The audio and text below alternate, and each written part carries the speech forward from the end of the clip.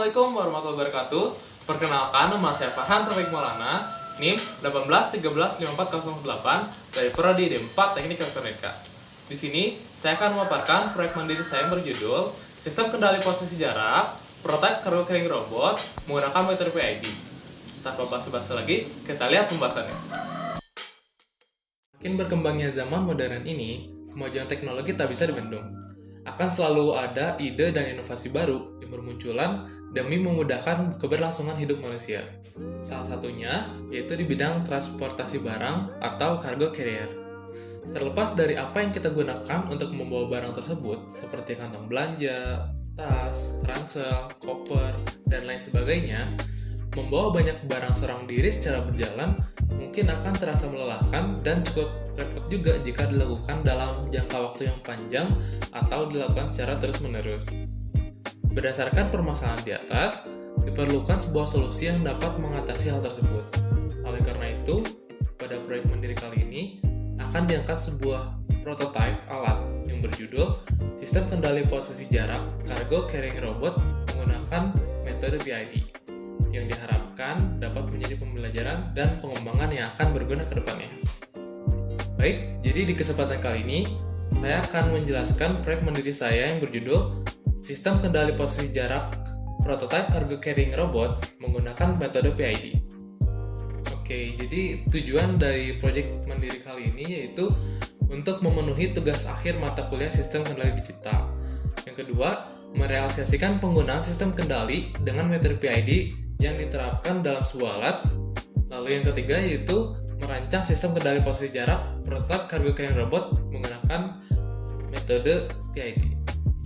Lalu untuk deskripsi alat, prototipe robot ini bertujuan untuk membawa barang dari si pemilik tanpa si pemilik tersebut membawanya secara langsung. Prototipe robot ini akan mengikuti si pemilik dari belakang dan menjaga posisinya dengan jarak tertentu. Nah, jarak tersebut diatur sebagai set point yang diinginkan. Misalkan, jarak yang diinginkan adalah 10 cm.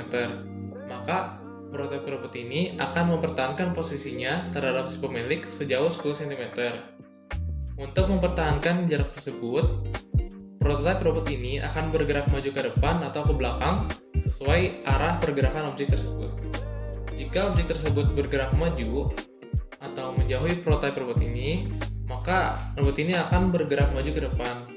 Namun apabila objek bergerak mundur ke belakang atau mendekati prototipe robot ini, maka robot ini akan bergerak mundur ke belakang pula agar dapat mempertahankan jaraknya dengan si pemilik sejauh 10 cm. Dan jika si pemilik berhenti atau diam tidak bergerak, maka prototipe robot ini akan berhenti pula sesuai dengan set point yang telah diatur. Dimulai dari set point yang didapat dari pembacaan sensor terhadap jarak posisi alat dengan objek, lalu nilainya akan dicuplik dan dijadikan sebagai set point. Nah, nilai set point tersebut akan dibandingkan dengan hasil pembacaan dari ultrasonik dan akan menghasilkan nilai error. Nilai error tersebut akan dimanipulasi oleh pengendali PID menggunakan microcontroller Arduino. Lalu microcontroller Arduino akan mengeluarkan sinyal MV yang dihubungkan ke dalam system plan.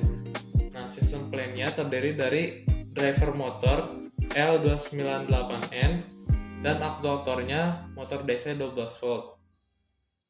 Outputnya akan berupa jarak yang akan kembali di-feedback-kan oleh sensor ultrasonik dan kembali dibandingkan dengan set point. Lalu selanjutnya di sini ada komponen yang digunakan, yaitu yang pertama ada microcontroller Arduino Uno yang berfungsi sebagai pemroses data. Lalu ada sensor ultrasonik HCSR04 yang berfungsi sebagai sensor pendeteksi jarak. Lalu di sini ada LCD sebagai penampil nilai SV dan PV dari alat. Lalu ada driver motor L298N dan aktuatornya yaitu motor DC 12 volt yang termasuk ke dalam sistem plan. Lalu di sini ada switch sebagai cuplik dari nilai SV. Lalu terdapat adapter 12 volt sebagai sumber. Baik, tahap selanjutnya adalah desain kendali. Perancangan Ziegler-Nichols 2 diperlukan untuk mendapatkan parameter KP, TI, dan TD. Cara mendapatkan parameter tersebut dengan menjadikan plan closed loop dan menaikkan gain sehingga terdapat osilasi. Dari situ dapat ditemukan nilai KCR dan PCR-nya. Setelah mendapatkan nilai tersebut, maka didapatkan parameter awal KP, TI, dan TD-nya sebagai berikut. Setelah mendapatkan parameter awal dari nilai KP, TI, dan TD, saatnya merealisasikan terhadap plan. Setelah merealisasikan nilai parameter awal terhadap plan, respon yang dihasilkan masih belum sempurna. Maka dari itu diperlukan Turing parameter untuk memperbaiki respon dengan mengubah nilai KP, TI, dan TD sesuai dengan ketentuan tabel berikut.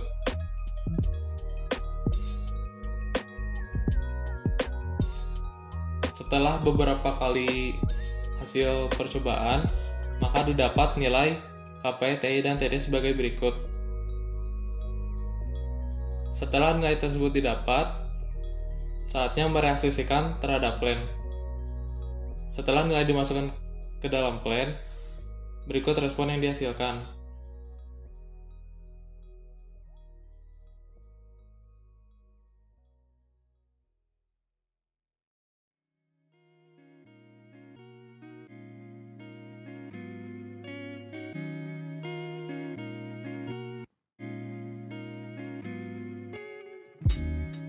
Setelah mendapat parameter hasil tuning, saatnya dilakukan uji gangguan. Uji gangguan ini dilakukan untuk mengetes ketahanan kendali plan ketika diberi gangguan. Untuk realisasinya sebagai berikut. Setelah plan diberi gangguan, plan tersebut akan mempertahankan nilai set point-nya.